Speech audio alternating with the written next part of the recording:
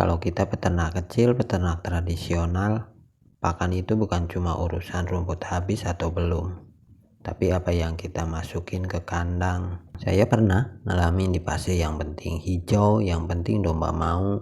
Saya nggak mau bikin video gambaran besar, apalagi so ngajarin. Di sini saya mau bongkar satu persatu berdasarkan apa yang pernah saya masukkan ke kandang saya dan apa yang pernah saya kasih pada domba-domba saya. Karena beda daun, beda sifat, dan kesalahan kecil soal daun efeknya bisa panjang di kandang kita. Banyak yang nyebut semua daun itu rumput, padahal di kandang istilah itu sangat penting. Ramban, contohnya daun-daun pohon, semak, rumput ya rumputan sejati. Semacam teki, terus jagoan atau lulangan, itu rumput sejati. Kenapa saya anggap itu penting? Karena ramban itu biasanya kuat, fungsinya buat bantu pakan bukan buat ngenyangin. Assalamualaikum warahmatullahi wabarakatuh. Ketemu lagi di Ordes Channel. Apa kabar kalian semua? Semoga lagi dalam keadaan sehat walafiat ya. Senang rasanya hari ini saya bisa menyapa kalian lagi untuk berbagi cerita, berbagi pengalaman, atau kita sekedar sharing ngobrol santai. Tentunya masih di seputaran peternakan domba dan kambing. Oke, biar nggak makin melebar kemana-mana, yuk kita mulai saja untuk obrolan kita atau sharingan kita di sore hari ini. Jadi untuk yang pertama kita mulai dari pohon mahang ya, atau semak mahang. Ini daunnya gampang ngambilnya, tumbuhnya cepat, daunnya lebat. Kalau diambil pas muda banget, getahnya masih kuat. Domba kadang kembung ringan. Solusinya petik yang setengah tua, jangan terlalu muda, dilayukan terlebih dahulu sebelum dikasih ke domba-domba kita. Mahang atau di beberapa daerah biasa disebut dengan tutup hutan. Ini termasuk tumbuhan semak ya, jadi masuknya ini ke ramban bukan ke rumput. Kalau yang ini namanya ekor kuda. Masih banyak yang ketipu dikira rumput, padahal ini termasuk ke dalam golongan semak.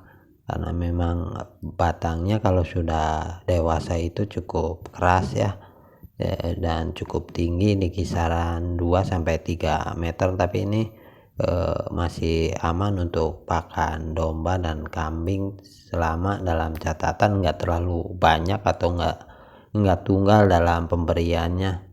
Saya pernah coba kasih banyak jenis ramban ini dan domba nggak langsung kenapa-napa, tapi besoknya makannya agak sedikit turun ya, nafsu makannya nggak terlalu rampus atau rakus. Jadi sekarang saya gunakan hanya untuk campuran, bukan untuk pakan utama. Oke, kita sambil muter ke situ, barangkali di situ ada jenis rumput atau ramban yang bisa kita review atau kita bahas. Kalau yang ini namanya harendong di tempat saya mah, nggak tahu di tempat teman-teman semua. Jangan nanya nama latin ya, karena saya bukan orang biologi atau orang kehutanan, jadi saya nggak tahu.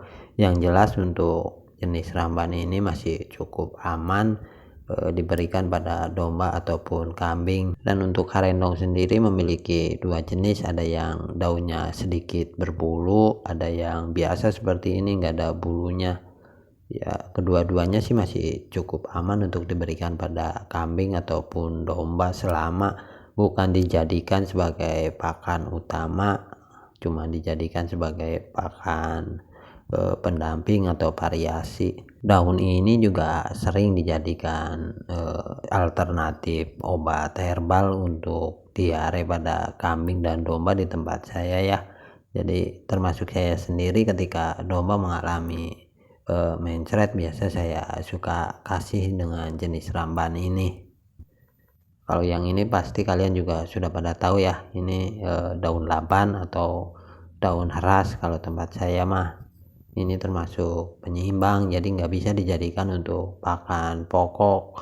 Ini cuma bisa dijadikan sebagai pakan pendamping, itu pun hanya untuk domba yang sudah dewasa. Ya, bagusnya lagi ya dilayukan terlebih dahulu, jangan langsung diberikan ke domba ketika baru diambil dari pohonnya, untuk menghindari hal-hal yang tidak diinginkan. Yang ini kalian tahu nggak namanya apa? sekilas kayak daun kunir ya, tapi ini bukan kunir yang biasa dipakai buat masak.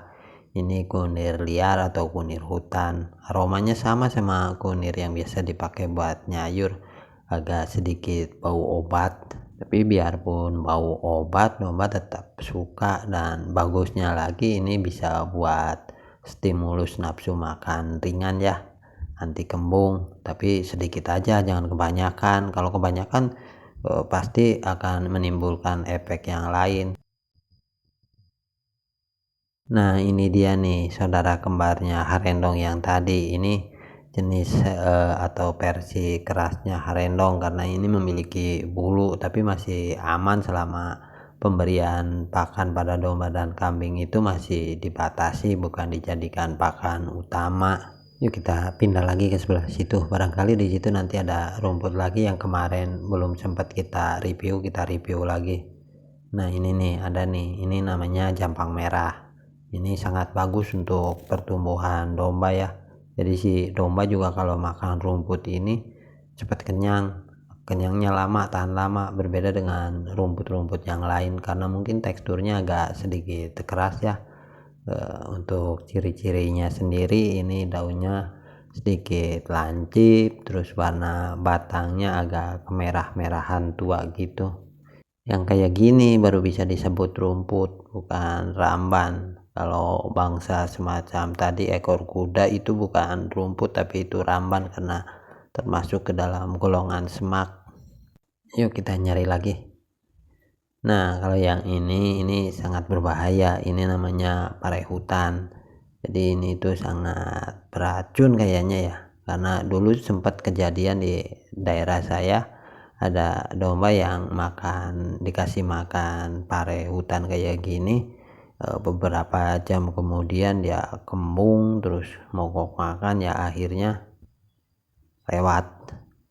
Makanya kalau ngarit sedikit jeli ya, karena untuk rumput pare hutan ini sedikit susah untuk kelihatan karena memang tumbuhnya itu nggak bergerombol banyak, cuman ada beberapa sulur karena dia bentuknya seperti ari. Kalau tempat saya mah masih banyak teman-teman peternak domba yang kebalik dalam menerapkannya ya.